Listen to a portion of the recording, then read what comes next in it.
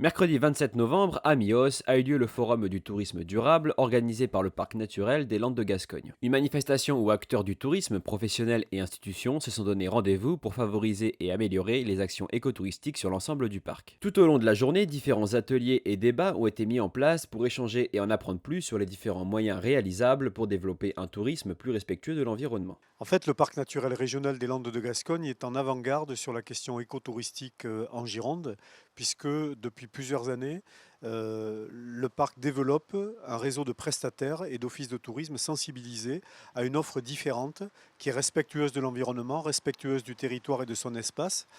Et donc, ce forum est une occasion de rassembler des prestataires, des offices de tourisme, pour partager avec eux cette culture de territoire qui nous semble aujourd'hui proposer un tourisme différencié qui est très adapté à un espace protégé. Nous avons répondu à un appel à projet lancé par la région qui nous amène aujourd'hui donc à structurer le réseau des prestataires, faire en sorte que tous ceux qui offrent de l'hébergement, de la restauration, des animations respectueuses effectivement de cette ligne écotouristique puissent se retrouver, partager les expériences, mieux se connaître et composer finalement une offre qui soit plus attractive pour les touristes lorsqu'ils viennent ici. Donc c'est l'essentiel de l'action que nous portons et aujourd'hui nous commençons à en retirer les fruits puisque ce réseau est constitué, il s'appelle le Cercle des Imaginataires et il permet désormais d'avoir une offre beaucoup plus structurée et qui commence à être repérée au niveau national voire international. Ce que nous voyons, ce sont des actions nouvelles qui sont mises en œuvre, par exemple des hébergeurs qui reçoivent en période hivernale pour faire découvrir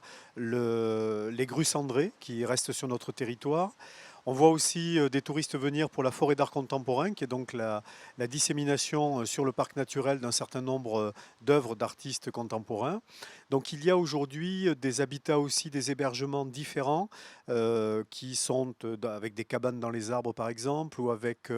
des habitats un peu exotiques et différents aussi. Et donc la volonté pour les touristes de découvrir un mode de vie, de donner du sens à leur démarche touristique. Et donc ce que l'on sent aujourd'hui, c'est que dans l'offre qui est présente sur le territoire, il y a ces valeurs fondamentales autour de l'écotourisme, du respect environnemental, de la découverte d'un espace qui est parfois humble et modeste, mais qui mérite d'être découvert pour ses qualités et sa richesse. Nous avons la chance ici sur le parc naturel de ne pas avoir ce qu'on appelle des hotspots, c'est-à-dire des lieux où il y a un afflux incroyable de touristes. Il y a quelques points majeurs comme Marquez ou la Maison de la Nature et du bassin d'Arcachon, mais il n'y a pas ces points majeurs. Donc nous arrivons à diffuser finalement les touristes sur l'ensemble du territoire parce que l'offre aussi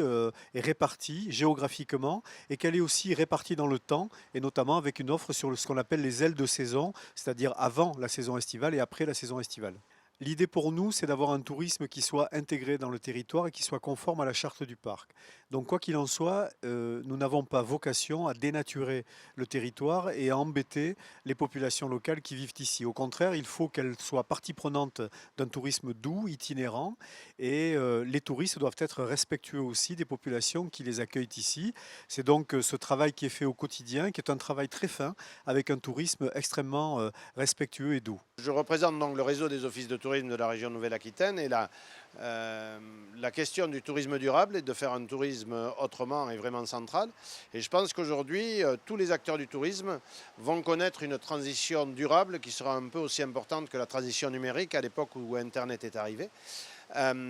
Et durable, c'est dans l'écotourisme, mais c'est également dans les aspects sociaux ou économiques. Et donc, on met en place au niveau régional un certain nombre d'actions de formation pour les personnels des offices de tourisme ou les chargés de projet qui s'occupent des programmes notes, comme ici dans le parc naturel, de manière à les amener à pouvoir eux-mêmes sur le terrain relayer cette action auprès des professionnels. Et en ce sens, ce que fait le parc naturel à travers ce forum est tout à fait exemplaire de la mobilisation qu'on peut avoir d'un réseau d'acteurs comme le réseau d'acteurs Imaginataires qui est réalisé ici.